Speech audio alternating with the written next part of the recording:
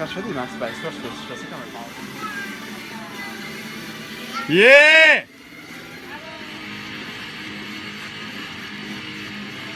Yeah! Ouais! Yeah!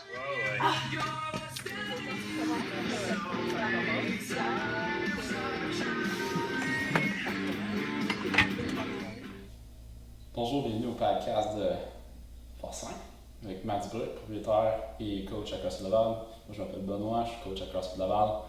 Et on vient de finir une petite session de Westside Barbell, une petite journée Max Effort. Puis là, on veut parler un petit peu du développement d'un athlète. Peut-être tu pourrais nous commencer, Matt. Ouais, le développement d'un athlète, c'est intéressant parce que quand on commence le CrossFit, on commence presque tous en introduction, au niveau qu'on n'a jamais entendu parler de c'est quoi le CrossFit. Et la plupart des mouvements qu'on utilise, que ce soit l'haltérophilie ou la gymnastique, on n'en a jamais vraiment pratiqué. Fait qu'on commence comme ce qu'on appelle l'introduction, juste se faire introduire les mouvements. Puis ça, c'est un stade où est-ce que c'est le fun d'être coaché parce qu'on reçoit énormément de feedback. On se fait dire la marche à suivre exacte de ce qu'on a à faire, fait qu'on se sent vraiment pris en charge. Ben, essentiellement, l'athlète dans la stade, dans la phase introduction, c'est définitivement l'athlète que tu vas passer le plus de temps avec dans un cours de CrossFit. Exact. C'est là aussi, si dans votre gym ou si quand vous avez commencé, vous avez fait un cours d'introduction ou un cours de on-ramp ou peu importe, là, c'est exactement ça. Là. Vous venez puis vous faites vraiment dire OK, aujourd'hui on va apprendre à faire un squat, puis on vous montre la marche à suivre.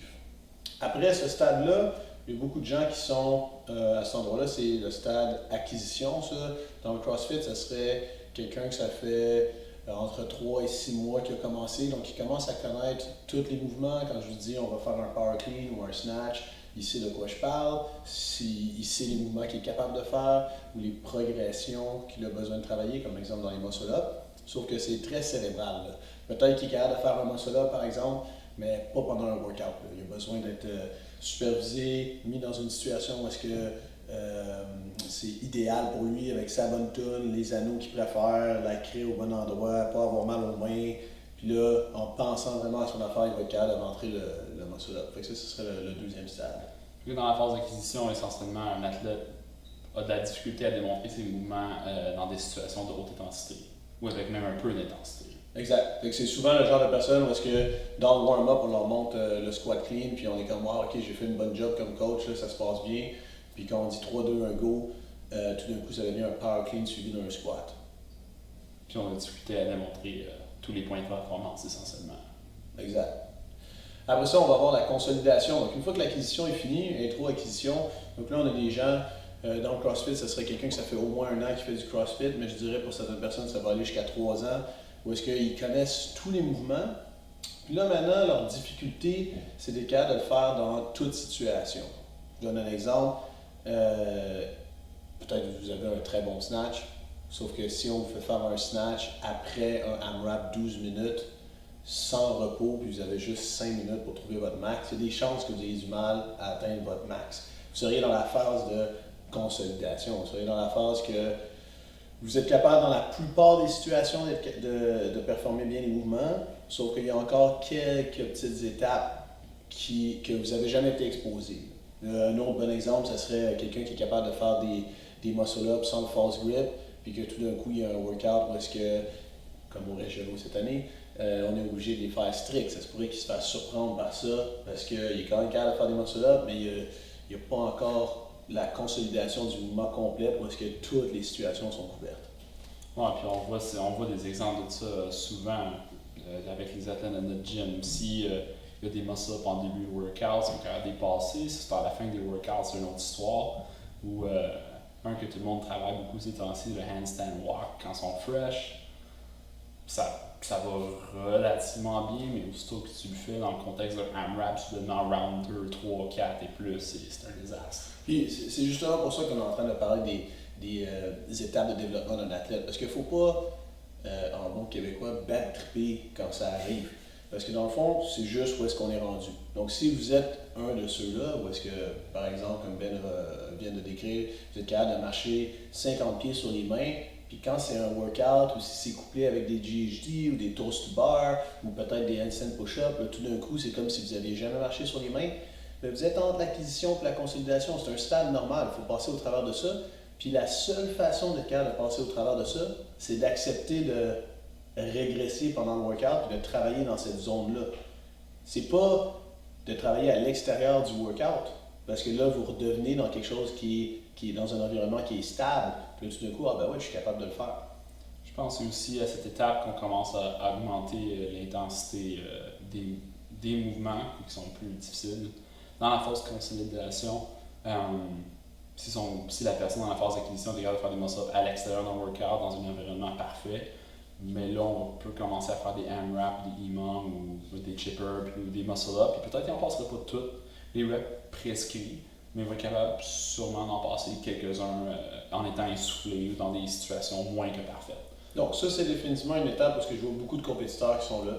Ça crée souvent de la frustration parce qu'ils se demandent, ils ne comprennent pas nécessairement pourquoi. Il y a des journées ils sont capables, des journées ils ne sont pas capables.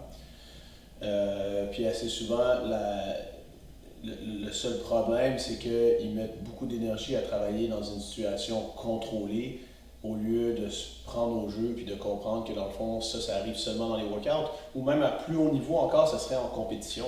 Il y a certaines personnes qui sont très bons dans n'importe quel workout dans le gym, puis quand c'est le temps de faire une compétition, c'est plus un moment contrôlé, c'est plus leur équipement, c'est plus leur ami qui les juge.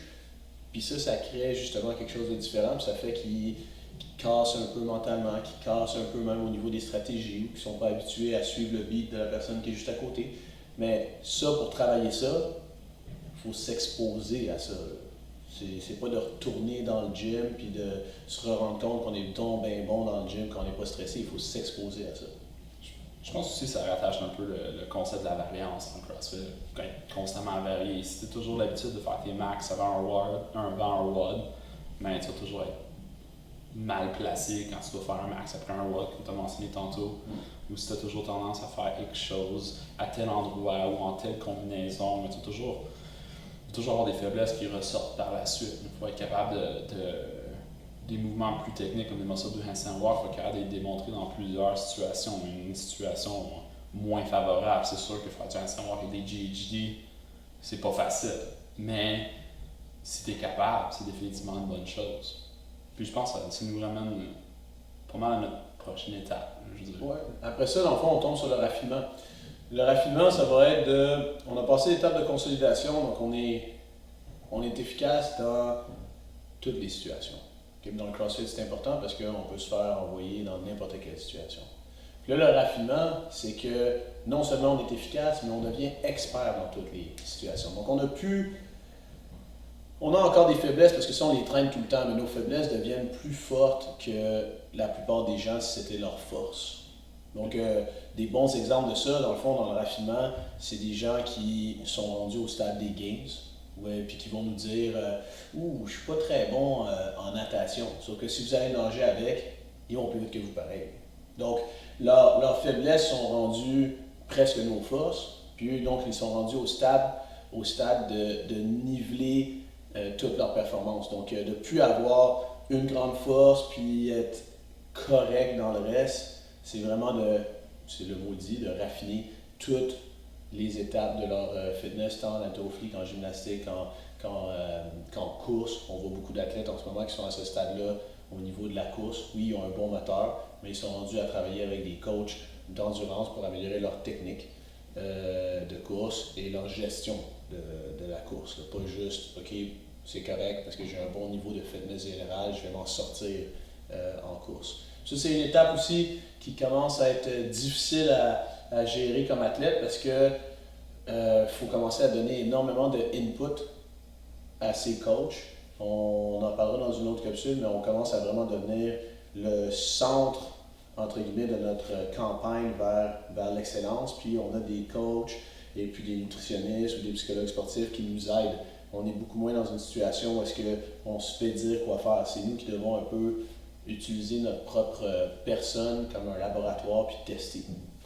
Je pense aussi que le raffinement, c'est l'étape à laquelle, du point de vue psychologique du moins, où les gens commencent à avoir beaucoup moins de crainte. Quand tu regardes un tableau, quand tu es un athlète un peu nouveau, si tu as des forces sur le tableau, tu es comme yeah. Quand tu vois tes faiblesses, tu es comme tu es un peu écrasé ou tu te sens pas nécessairement prêt à relever le défi. Mais dans le stade de raffinement, si tu es dans le stade de raffinement pour plusieurs mouvements, tu es capable d'attaquer un workout, même si c'est pas nécessairement tes forces, mais tu es capable de regarder un workout et te dire, tu sais, peut-être pas mes meilleurs mouvements, mais j'ai pas peur, je peux quand même y attaquer parce que j'ai beaucoup travaillé sur, je sais pas, mettons, je prends moi un exemple, mes chest to bars, c'est peut-être pas mon mouvement par excellence, mais à force de faire de la gymnastique dans la dernière année, il n'y a pas un workout pour des chest to bars, je regarde et je suis comme, ah non, ça va mal aller. Je suis dans un stade de raffinement, tu es plus prêt psychologiquement d'affronter des challenges. La dernière étape, il n'y a pas grand monde qui va jamais se rendre là. C'est la variation créative. C'est les Wayne Gretzky du sport, c'est les Michael Jordan du sport, c'est les Usain Bolt du sport. Prenez n'importe qui a marqué votre sport, les Rich Froning, exemple dans le CrossFit de notre sport. C'est des gens qui ont marqué le sport parce que ils se sont appropriés les mouvements. Donc, dans le fond, ils deviennent, entre guillemets, synonymes de ce sport-là. Donc, si on prend dans notre sport le Rich Froning, exemple, pendant longtemps, quand il a gagné les Games, c'était la définition du CrossFit. Comment être bon? Ben, regarde ce que Rich Froning fait, c'est ça qu'il faut faire. Donc, il changeait un peu certains mouvements pour que ça fitte plus son corps, puis parce qu'il l'a développé de cette façon-là. Si on regarde puis qu'on est by the book, quand Rich fait un snatch, ben ses bras sont légèrement pliés parce qu'il veut amener la barre à ses hanches, puis après il frappe la barre, puis ça va légèrement vers l'avant, mais il la rattrape, puis il snatch au-dessus de 300 livres. Il a comme adapté ce mouvement-là par rapport à lui, dans son corps, par rapport aussi à notre sport, parce qu'il n'a pas besoin de snatcher 400 livres, il a besoin d'être efficace avec en bas de 300. Puis c'est la même chose dans beaucoup de choses, c'est la même chose dans son rameur. C'est sûr que si quelqu'un le regarde puis il y a une technique habituelle d'aviron, on va dire oh c'est différent, puis il l'a adapté au concept 2 parce qu'en CrossFit c'est ça qu'on utilise, on ne va pas sur l'eau. Même chose sur les double under, même chose. Fait que là, assez souvent, pourquoi on parle de cette étape-là, même si la plupart d'entre nous ne vont jamais aller là, c'est qu'il y a une grosse erreur dans le sport, c'est de regarder ces idoles-là puis d'essayer de les imiter. C'est pas parce que Rich met pas son pouce autour de la barre quand il fait un jerk que vous devriez faire la même chose. Il est rendu à sa variation créative, il est rendu là. Il faut passer par l'introduction, l'acquisition, la consolidation, le raffinement avant de se rendre là. Ça paraît anodin, hein? Ouais, mais je suis capable de faire. Si vous commenciez à jouer au basketball, vous n'essayeriez pas de copier Michael Jordan de la façon qu'il dunk. On va commencer par apprendre à dribbler, on va apprendre les règles du jeu, commencer de base. Fait que ça, c'est très important de comprendre qu'il y a des gens au top qui vont faire des choses qui sont moins habituelles d'être vues, mais c'est parce qu'ils sont rendus là. Ça ne veut pas dire que c'est une bonne idée de les copier. Puis la variation créative, c'est pas nécessairement toujours les gens au top. Je veux dire, la variation créative va amener le butterfly pull-up dans notre sport aussi. Brett Marshall, un Canadien. Brett Marshall de Calgary, qui, pour la petite histoire, pensait qu'il faisait des keeping pull-up. Il est arrivé au premier CrossFit Games, puis les gens lui ont dit c'est quoi que tu fais comme mouvement, c'est un peu spécial. Il dit je fais des keeping pull-up. Lui dans sa tête il pensait que c'était des keeping pull-up. Quelqu'un qui a passé dans le coin et qui a dit hey, ça ressemble à la nage papillon. Ils ont appelé ça le butterfly. Puis c'est quelqu'un qui est à la base très efficace en pull-up, c'est juste qu'il a adapté un mouvement pour être plus vite, pour adapter un mouvement de base, soi-disant, puis l'adapter à notre sport pour les demandes de l'intensité de notre sport. Si on veut être capable de faire plus de reps en moins de temps. Cool. Dans le fond, le fait, pourquoi est-ce qu'on vous parle de ça, c'est que il n'y a personne qui est totalement juste en création variative, en raffinement, en consolidation, en introduction. On est tous dans des mix. Donc, à cause de votre background, peut-être que vous êtes excellent en course et vous avez déjà passé le stade de consolidation, mais à cause de ça, vous avez sûrement jamais fait d'haltérophilie, fait que vous êtes peut-être en acquisition en haltérophilie. Puis après, même si on regarde encore plus précis, si on regarde en course, peut-être que vous êtes en consolidation dans les longues distances, mais en acquisition dans les sprints de 400 mètres et moins, parce que vous n'avez jamais fait. Fait que dans chaque sphère où est-ce que vous vous entraînez, vous allez être ou en intro, ou en acquisition, ou en consolidation, ou en raffinement. On va tasser la création variative pour le moment, là. Pas pour vous insulter, je vous le souhaite, mais ça risque de prendre 10 ans, 10 000 heures d'entraînement avant. Puis c'est important de savoir où est-ce qu'on se situe. Donc comme ça, quand il y a des cas, comme on parlait, où est-ce qu'il y a certains mouvements qui disparaissent dans les workouts, ben, faut se regarder dans le miroir, puis peut-être se rendre compte, ben, je pensais que j'étais très bon, que j'étais au raffinement du muscle-up. Ben, peut-être que je suis juste encore à l'acquisition, parce que je suis juste capable de le faire sans false grip, puis quand je suis pas fatigué. Ouais. Ça va vous aider à mieux, Mieux scaler vos workouts. mieux scaler le workout, puis mieux cibler c'est où les vrais endroits qu'il faut travailler. Sound good. Bonne semaine! Bonne semaine.